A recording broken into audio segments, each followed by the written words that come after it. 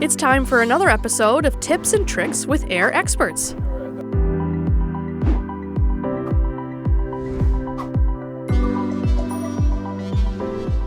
About to get a new HVAC system? Before the tools come out, here's how to ask the right questions and stay cool with your install.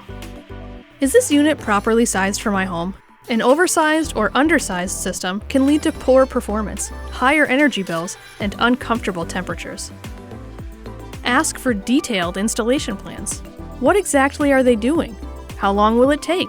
And what should you expect during the process? A reputable tech will walk you through every step of the plan and explain why those decisions matter.